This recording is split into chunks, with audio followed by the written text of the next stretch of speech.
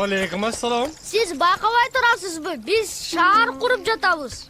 Mına bul korgonu, bul дарбазасы.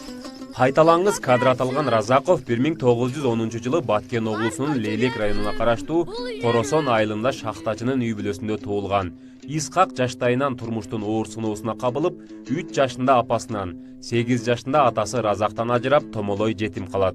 Ал Ходженттеги жетим балдар үйүндө, кийинчерээк Ташкенттеги балдар интернатында тарбияланган.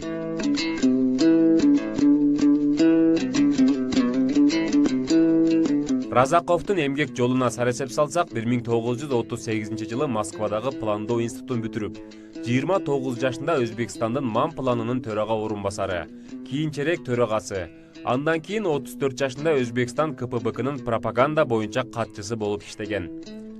Өзбекстандын Компартиясынын биринчи катчысы Усман Юсупов Сталин менен жолукканда, биздин республикалык партиялык уюм келечеги кең бир кыргыз жигитин тарбиялап келатат.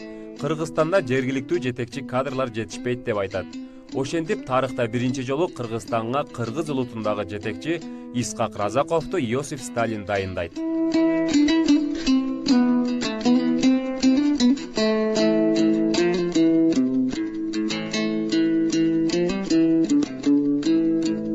Разаков 1945-жылы Кыргызстан министрлер советинин төрагасы, 1950-жылы 40 жашында Кыргызстан Компартиясынын биринчи катчысы болот.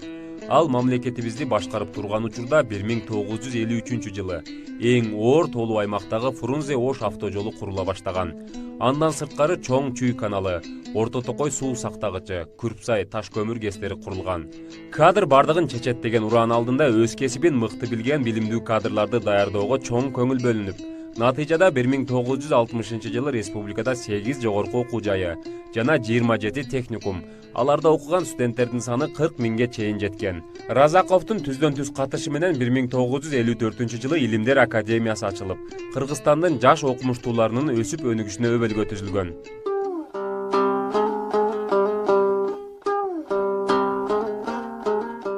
Разаковдун демилгеси менен өлкөдө 80 миңден ашуун окуучуларга бекер ысык тамак уюштурулган жана көпчүлүк мектеп окуу жайларда кыргыз тилинде сабак бериле баштаган.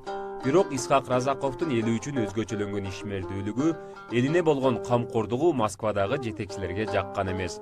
Ар кандай куру шылтоолор, далили жок фактыларга таянып 1961-жылы 9 майда Исхак Разаковду кызматынан бошотушкан. Исхак Разаков 1965-жылга чейин СССРдин экономикалык кеңешинин тамак аш бөлүмүнүн башчысы. 1965-67 жылдары СССРдин МАМ планынын бөлүм башчысы болуп иштеп, ден соолугуна байланыштуу 57 жаш курагында пенсияга чыккан. Каталык кетирдиңби? Коммунисттей жооп бер. Тайсалдыба, жоопкерчиликтен качпа. 1979-жылы кыргыз элинин сыймыктуулу Исхак Разаков дүйнөдөн кайтып, Москвадагы Кунцев мүрзөсүнө коюлган. Ал эми 2000-жылы 1-июнда Исхак Разаковдун сөөгү Кыргызстанга алынып келинип, бардык жөрөлгөсү менен коюлган. Бүгүнкү күндө Разаковдун аты өлкөбүздүн чоң шаарларындагы көчөлөргө ыйгарылып, айкелдери тургузулган.